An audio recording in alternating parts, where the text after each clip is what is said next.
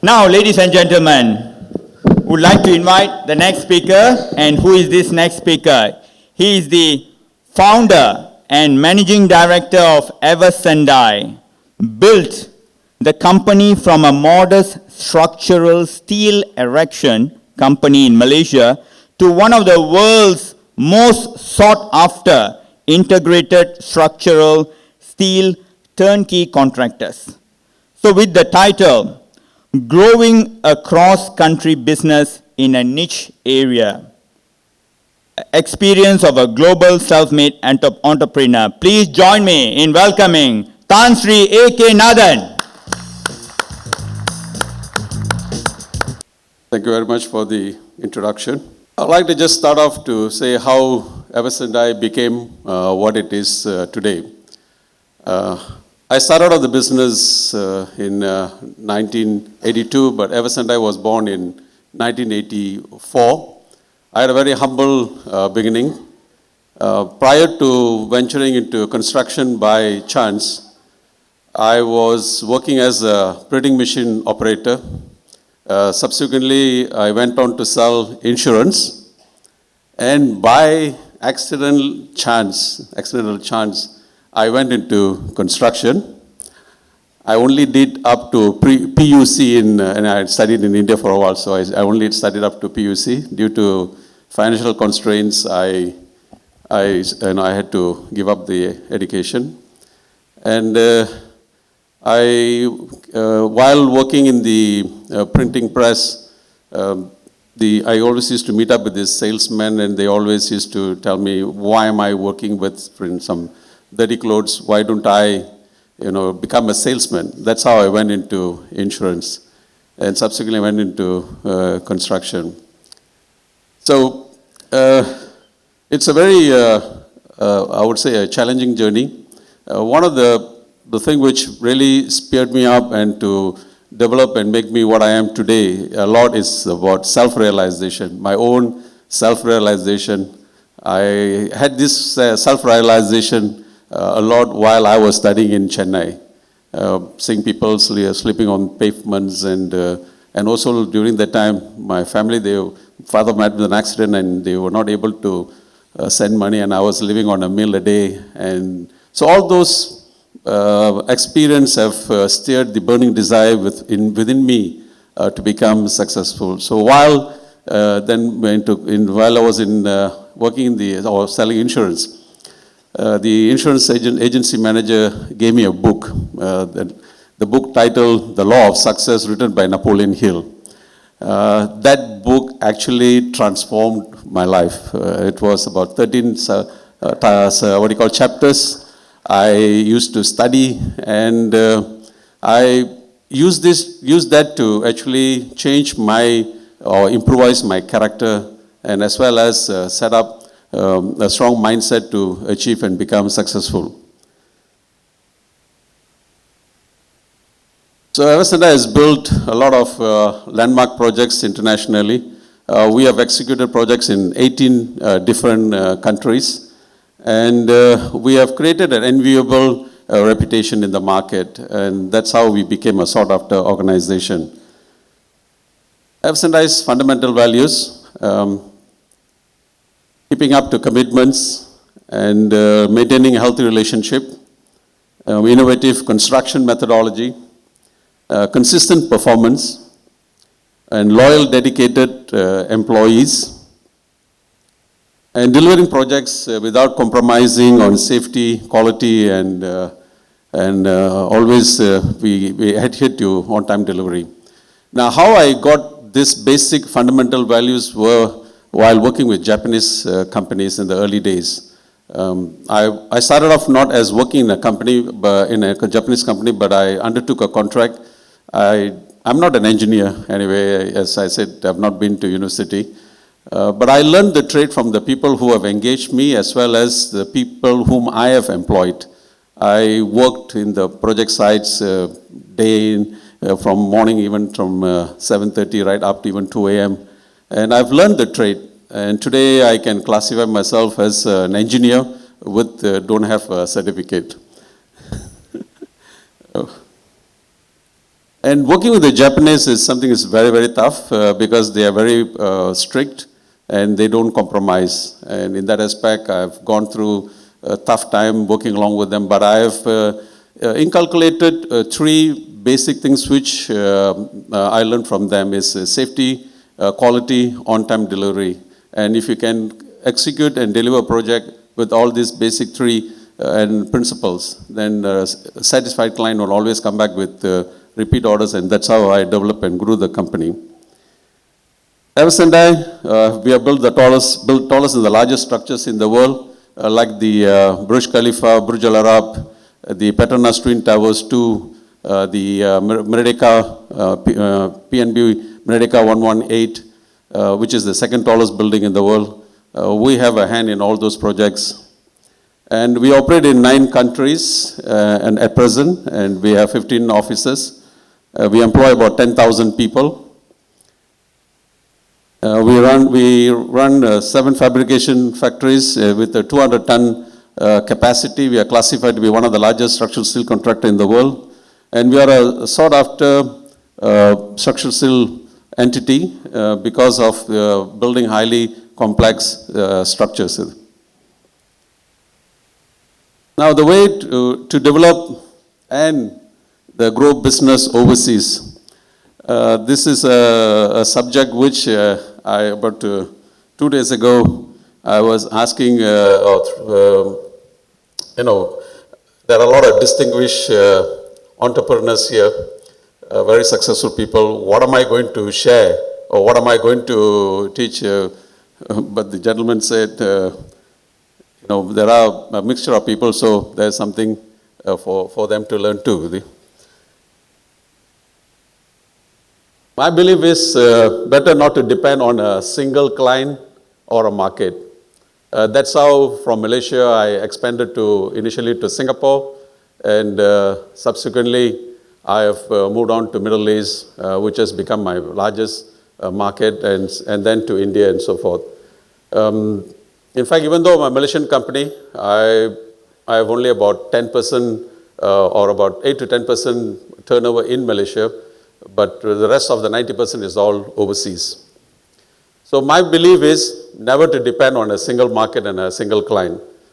So in order to position ourselves to expand, develop, and grow business in overseas, obviously we must have a realistic business model. We have to create some smart partnership because certain countries, you can't just go and do the business just by yourself. It's better to create some smart partnership where you can, complement each other's strength and capability. And also one of the other thing which is very critical, which what I have learned in the hard way, is you must have a very capable person who can handle the local issues. In fact, I also had a very bad experience in the initial period in India, where I established the business and then left to my staff to manage it. First 6 years, we lost money. Then eventually I took over. Then I realized that actually the biggest problem was the people I employed were people from Malaysia. I sent to them, and it didn't work. And then I've engaged a local Indian person, and it has turned around and it's been very, very successful. The last 7, 8 years, we have been making money building all the mega structures there too. Top management must be hands-on. You cannot just want to expand, develop, or grow the business overseas, but then you just leave it to your employees and not really paying attention or really being hands-on. That also can create a lot of other problems. And the other fundamental, very important, is having honest, loyal, diligent, and prudent staff. Within that, the honesty is very, very important. If a person doesn't have the passion towards the company, and if they don't have the loyalty towards the entity, and if they were to only take care of themselves, then company will suffer, and eventually it can create lots of other financial issues. So, and one of the other very critical element is that we have to understand the local, respective countries, local culture, and also the competitive age of doing business. We have to understand that. We can't just simply just go in a country and then, okay, I'm very passionate about wanting to do, and then I just want to expand and develop and grow the business. Most of the time, it can create a lot of other problems. So you always have to look into and also like to understand the local culture. And so you must have look into the edge of doing the business and making it successful. Got to adapt and incorporate according to the specific requirements in overseas. Overseas requirement has got its own norms and requirements, so we have to analyze, understand, and fit into it. My strong, this all, what I'm saying, it's all about with my own personal experiences. So we have to stick to our own business expertise. Especially if we were to go to a country and we want to experiment something new, we are asking for trouble. So why go and lose money in a foreign country? If you want to experiment something, do it in the country where you live. And even if you were to lose, at least you are helping your own country, rather than you lose money in a foreign country and you're actually helping a foreign country's economy. So always, stick to what you know. And also when you're going and developing and growing the business, the chance of getting distraction is very, very high. A lot of people will meet up when you're meeting and interaction, and sometimes you can get swayed to look into other business or even get distracted to do something which is not even what you wanted to do. So do not get distracted. Be focused. Being focused is very, very important. Cannot follow exactly how you've been doing business in your particular country. I mean, there's a classical example where many contractors from Malaysia went to Middle East, and I'm talking this about in the early 2000, and almost most of them lost money and they came back. In fact, that's why some people ask, what is my secret? Because I've been in that Middle East business market for the last 26, going to be 27 years. We are one of the successful Malaysian company still operating there successfully. So we cannot follow exactly what you do in a particular country in another country. So you have to understand the norms and the requirements. Take calculated risk. You must always take calculated risk. For me, in 1996, I was invited to execute the Burj Al Arab Hotel in Dubai. You know, the structure will look like a sail, which is built on a man-made island. And this is one gentleman whom I met in Singapore while we were building a 66-story building. And so this gentleman kept calling me, asking me to go to Dubai to execute the Burj Al Arab project. I was not at all interested, because why go all the way to Middle East as a country which is a lot of desert and not known people there. I was reluctant. But this gentleman, they had a problem where they had this complex structure and they didn't know how to build it. And they kept calling me, and at that time I was traveling in India. And in order to get the person off my back, I told the person, why don't you send me the drawing? Then immediately they couriered to me in my Singapore office, and subsequently when I came back from India, I had a look at it. The structure was highly, highly complex. For me, anything which is difficult to build tickles me. I get excited. So going through the drawing and all, immediately I arranged the flight and flew from Singapore to Dubai. And 7 hours flight, Singapore Airlines. I just walked in after that, getting into the aircraft, looked for 4 empty seats and sat there and then spread the drawings. And by the time the 7 hours flight ended, I had an idea how to build the structure. So the next day I gave them an idea how to build. And subsequently I got the contract on a negotiated basis. And that was my first project in Dubai in 1996. Very successfully completed. The methodology, what I came up with in the flight, every step of the structure went in according to how I came up with the idea. And many people so today they wonder, whenever they go to the hotel and they're looking at it, they wonder how the structure was built. How were they able to lift it up? Because there are some structures of 180 tons. There's no crane capacity to lift it, but it's been lifted up to about some 200 meters. How did it happen? So many were amazed. So I took a calculated risk to venture there, which was very, very successful. I would say I made a lot of money in the Middle East, even till today. So I always go through the thought-through process whenever I'm interacting with my staff or even with clients. So thought-through process is very, very important. It's good to always have this brainstorming session. And we have to actually give the due respect to our people also, to let them speak and to share their views. So I'm very much into the thought-through process.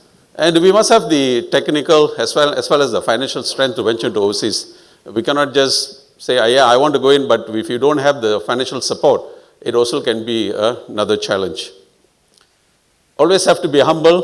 One should not oversell. So it's better to be humble and be contented with what we can do and eventually excel. That's much better off rather than wanting to do more than what we can do. So don't oversell, and even about their company, they don't need to blow up to a level where it can create doubt. And do not compromise with the quality and timely delivery. As I said, in any business, one have to maintain the quality and the timely delivery. If we don't keep up to our promises, we will lose our reputation.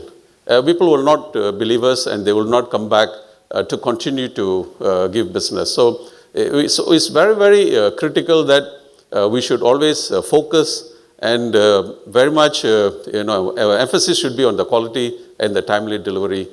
In fact, within my company, I'm the most critical person when it comes to safety and the quality, and even completion of the projects. I've been in the business, and Eversendai is born in 1984. It's now about 38 years, or going to be 39. We have not delayed a single project. We always, thank you. We always get the job done, and I am paranoid about whether it comes to safety, the quality, and when we make a promise, we must deliver. There's no two way about it, and that's why sometimes my clients, some of them, they actually don't look at the contract what I'm signing. They only want to hear from my mouth that I will get it done. And that was one classical example which I had even with India, especially we were doing projects for DLF, and they always ask me, by this period, can you complete? And in fact, they will invite me all the way just only to get that out from my mouth. That's where they believe in me. So create the confidence and trust. The trust is always what we must uphold. And as I said, the promise is very, very important. Use your intuition and common sense. I also have incurred losses in business, and whichever I have done against my intuition, just depending on other people's advice, gone bad. Whatever I have done with my intuition is done very well. So, and along with it, we have to use our common sense. Sometimes in some meetings, people ask many technical questions. So there was one time I was in Saudi Arabia interacting and executing the Kingdom Center in Riyadh. And I was in a meeting with about a dozen Europeans. And my sponsor at the time was passing by, and then he came in and said hello. And then after that he left. Then a couple of months later, he came to Singapore for a visit, and we were having dinner. And in the process, he asked me, which university did I go to study my engineering? I said, I'm not an engineer. He got a shock. Then he said, look here, you were interacting and dealing with a dozen, all these highly experienced engineers from Europe. How are you able to do that? I just told him I use my common sense. So he was astonished. Oh my goodness. So actually it's all about here. I'm a very strong believer in brain power. Our brain it's amazing capability. It's just a matter of whether we want to have that positive mindset and believe that we can deliver. It's all within us. So I use a lot of my common sense, and that's how I was even able to develop and grow. And create a niche market. Very, very important to create a niche market and to build a brand name, which was already spoken earlier. It's very, very important. It's not about spreading and developing, growing the business without creating, positioning yourself in being in a niche market, as well as creating or building up a brand. Brand sells. Eversendai is a name which many, I would say, especially in the construction industry, many people know us, and even internationally, we are very well known. And one of the other things within the name is Eversendai. Actually, Sendai is a Japanese name, and the angle Ever and then Sendai. So many people thought that in the initial stage, early days, they thought that Eversendai owner is Japanese, and little they know that actually it was owned by a Malaysian, and that to an Indian origin. Even today, many people. Many people wonder how come this Malaysian company is able to undertake and execute high-profile landmark projects overseas. They can't believe it. How is it possible for Malaysian? So that's why initially they thought its owner must be a Japanese, not actually in a Malaysian Indian, and they thought that I'm just part of the business. So actually, it is. Eversendai was born in 1985, as I said. So while having a dinner with my Japanese, I would say a friend, who gave me the opportunity in the early days, and I asked him, where did he come from, Japan? He said, Sendai. I like the sound Sendai. I asked him, because the Japanese has got a meaning for all the words. I asked him, what's the meaning of Sendai? He said, thousands of generation. So I made it ever thousands of generation. That's how Eversendai was born. And I didn't realize that the name would become so popular and well known in the industry. Actually, we are also doing a lot of work in India now. Very well set up in India now. And also, we should not give excuses. A lot of time what I see is that we give excuse even to ourselves. We should not give excuses. We should very well look at, if it is a mistake, it's a mistake. We have to accept it. One of the other classical experience I had was in 1983, while Malaysia was building the first Proton Saga factory. We were doing the structural steel work and working with the Japanese. And so towards the tail end of the job, everybody busy trying to deliver the job. So I also wanted to help. And so I went to the project manager and said, give me a portion of the work, I'll do. They said, okay, fine. It's very simple. It's just a huge pit there. You just have to lay the, a girder. It's a very big girder with the 4 holes on both sides. It's very simple. Just lift and then insert into the hole. So I took 3 workers, put on the safety gears and all with the tools and tackles, and took the 3 workers, went in to install. I couldn't install it. Why? Because during concreting, the anchor bolts have moved. And anyway, I don't have much of experience, so I couldn't install. They have this everyday progress meeting. So 3 o'clock, that's a tea break, but time though we'll have the progress meeting. So the project manager, who's a friend of mine, asked me what's the status of the scope of work they asked me to do. Then I gave them many, excuses. I not say excuses, problems what I had. Actually, because I didn't know how to execute and deliver the job. So then this project was in front of everyone who was sitting there. He scolded me and shouted and yelled at me and said to me, you are coming here and giving me so many excuses. Give me one good reason why you cannot get it done. Now that hit me very hard. I said, look here, actually I thought to myself, hey, I'm coming there to help. I'm not getting paid for it. And why is he shouting and scolding at me? It really hurt me very, very much. But then one other thing which was ringing in my ears is that, give me one good reason why you cannot get it done. That really hit me very hard. So after the meeting, I again took the worker and then went and spoke to another experienced person to get some idea how to get the job done. So subsequently, I was able to get the work done. So that day, I realized, actually a lot of my life, I would say, experience what has actually become my character. So I realized that if one want to give excuse, forever can give excuse, it only needs some extra effort. The extra effort to get the job done. It can be done. So it's just that you have to put in the extra effort.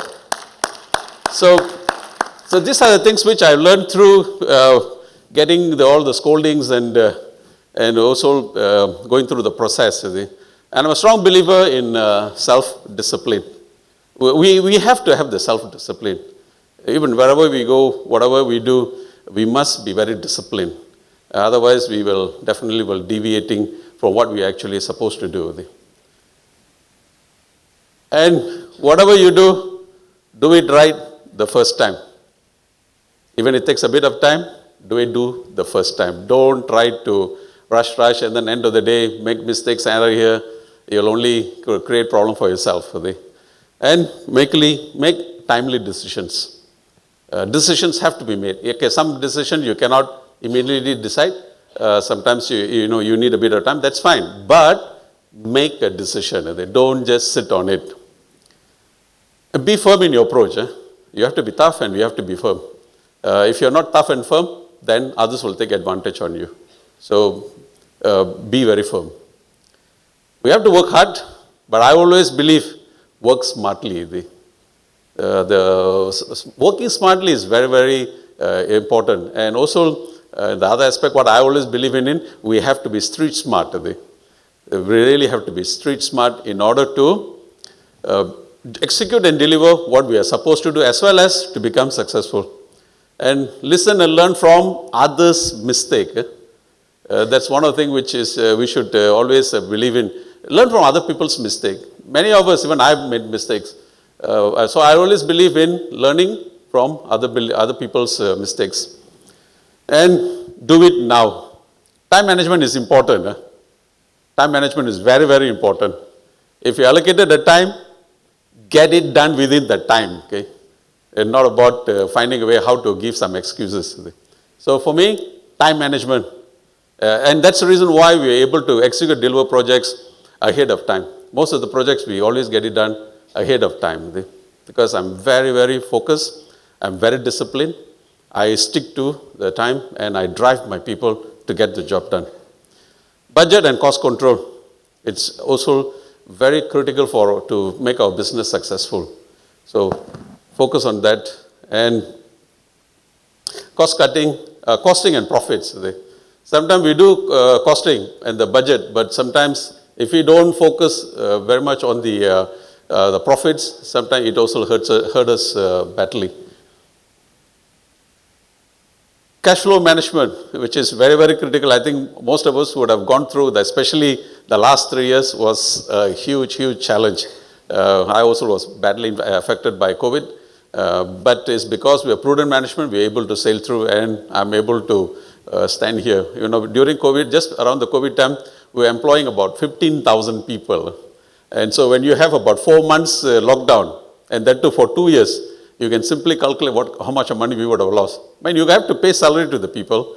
You can't say no. For me, my responsibility is I have to pay them because COVID impact is not the staff fault, and they can't withstand without income. So I've paid all my staff and kept them. But only thing we have done is that because out of the 15,000, about 3,000 are about contract workers. So those people was not much of a concern because it's the other companies under their payroll. But the 12,000 people were in our payroll, where subsequently we went through a process of streamlining. They're always in any organization, especially when you're growing larger and larger. Sometimes there are some people who are warming the seat and maybe going with the flow, and maybe it's not noticed. Only when we have a problem, then we start to look at how and where we should, do some cost control and so forth. So in that aspect, I've taken action, and then we have reduced it and we have laid off about some 2,000 people progressively. Not exactly during the COVID, but towards the tail end of the COVID, we have also improvised. But now the number is growing more because there are more number of projects coming. And my strongest belief, which I also have made a mistake, random check. We must always random check. By just giving the job to someone, asking them to actually deliver, and then if we are not focused and we are not, looking into it in detail, we can have a problem. and have persistence and perseverance. How many minutes do I have? Mine is 40 minutes. Pardon? Hello, my dear friend. Started at 12:10. Huh? Do you know how to calculate time or not? Because I already told the organizers I need at least 40 to 45 minutes. So I've seen my slot is 40 minutes. Huh? So have persistence and perseverance. You must have persistence. Now, one of the classical story which I like to tell about persistence and the perseverance is the Petronas Twin Towers. It was at the time going to be the tallest building in the world. I was living in Singapore and we were building a 66-story building. And I felt that Eversendai has got the capability to execute and deliver this job. And being a Malaysian in Malaysia, even though I was living at the time in Singapore, I wanted to get it. So at the time, my working experience was all with Japanese companies. Then, so the tower one was by Japanese. And I thought we'll be able to win, but we bid for the job, but we lost the job. They gave it to another Japanese. So I was very depressed and disappointed that I wasn't able to build the tallest building in the world. Then I realized, oh, there is another tower. Then I went and met up with this Korean company, Samsung, asking them to give me an opportunity. They said, sorry, we already have decided whom to work with. There's no opportunity. Now I realized that they have not made the decision, but they are contemplating to work with the company. But so I went on to meet up with them at least minimum about 12 times or more. I would have gone to the office trying to get them to, entice them to give me the job or give me an opportunity. So never give up. There were times where they have scolded me, they have shooed me away, but I didn't give up. Then subsequently, one of the days when I went towards the tail end, they invited me to have a coffee, and then they were asking about what are the kind of projects which we are doing and all. So then I realized that actually they were discussing with the fabrication company, but not the company which has got the construction experience. And so they realized that that company will not be executed to deliver the job. Then I realized that. So after that, I told them, okay, give me an appointment, come and visit me in Singapore. The projects which we are executing, the Republic Plaza, the 60-story building was executed by us. So I fixed appointment, so drove another day from Singapore, took three Koreans and drove them and showed them the KL Tower. And then subsequently, I drove them all the way to Singapore. It took about some 5 hours plus, and I didn't stop anywhere, and went to Singapore, and next day I took them to the project site, showed them what we were doing. They were so impressed. They only went there only to investigate how on Eversendai. After visiting the project site, and then they went to my office, and after that I was typing the MOU, and that's how we went the job. So I didn't give up. One of the things I strongly believe in, as long as we accepted the answer no, we can ask, and we should never give up. So I strongly believe it works. A lot of times we are shy to ask. Nothing wrong. But we must accept that no, for the answer we should accept it. As long as we accept it, then we won't feel hurt. So the most difficult part is how to maintain what we attain and the standard set. That is what I always feel. And I also go through sometimes. We all work hard and then we develop an entity with certain principles, policies, and standards. But how to attain it, how to maintain it, it's the biggest challenge. So my belief is that we have to go back to basics. From how we started, which way we started the business, on what basis we started, what principles it's good to go back and revisit. That's what I have done, which has paid off in a big way. So after working hard and doing it all right, if you still have not achieved your goal, whatever goal you have set, my belief is that just keep moving forward with hope, faith, patience, hard work. Nothing can compromise that. My strong belief is what is yours is yours. No one can take away what is yours.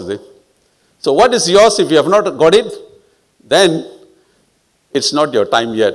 You will get it another day. Just don't give up. Just move forward. So if you can do it, you can do it if you want to. Actually, all of us, It all depends on whether we want it or not. If we want it, we can get it done. And so set your mindset. It's all here. Okay? It's all here. Generally, that's why I ask sometimes people, which is the most critical organ in our body? A lot of them, they say, 98% of the people who have met ask this question, the heart. Actually, no. Heart is just an organ, is pumping the blood. And even if people want to say, I love, hold the heart, and then they draw the heart. Nothing there. It's the brain. The brain is the one who sends the signal, and then the blood oozes, and it goes and pumps such a fast speed. We feel heat, and we hold it here. Right? So, the brain is the most powerful. So, set your mindset right. So, and it must come from within you. Anything and everything must come from within you. Right? It's all in your hands. Anything and everything, it's all in your hands. And for me, I just would like to say, persistence, persistence, persistence. And I wish you all the best. Thank you very much.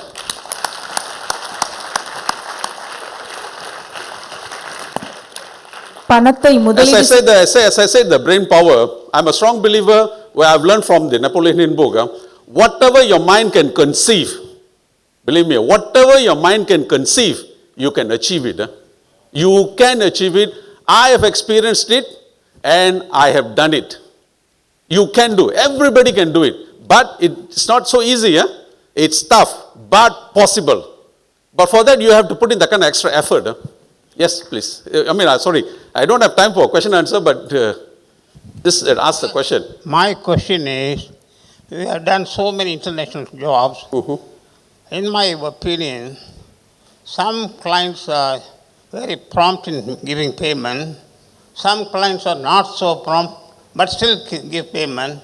Some clients are there, don't give last 5 to 10% of your money. What do you do with them? I had such kind of experience. So I pick and choose the right clients. Because as I said, I have experienced that kind of issues along many years. And also nowadays, the world is changing, business environment becoming very difficult. That's a problem is always there. But that's why I say being in a niche market and positioning ourselves, I'm able to command the respect. So they do not want to lose our services in the future. Because if they don't want to pay, I would say thank you very much. I do not want to work. That's the reason why even though I'm a Malaysian in Malaysia, I do not work with any Malaysian companies. I don't. Why? Because I got to do the job. After that, I have to go and beg for my own money. For what? I'm doing an excellent service, and then end of the day, why should I go and beg for my own money? So I don't do. I focus in overseas. Sometimes people say, oh, India, problem payment. Honestly speaking, till today, I have no problems getting payments in India. Okay, thank you. I wish you all the best. Thank you very much. My time is over. பணத்தை முதலீடு செய்வது மட்டுமே ஒரு தொழில் வெற்றி பெறுவதற்கு போதாது. வாழ்வின் ஒவ்வொரு நிகழ்விலும் புது புது பாடங்களை கற்றுக்கொண்டு அந்த பாடங்களை முதலீடு செய்து தொடர்ந்து முன்னேறுபவர்களே ஒரு நிறுவனத்தின் நிலையான பலமாக அமைகிறார்கள் என அருமையாக ஆண்டர்பிரினர்ஷிப் பாடங்களை நமக்கு சொன்ன தான் ஸ்ரீ ஏகே நாதன் அவர்களுக்கு எங்களின் நன்றி.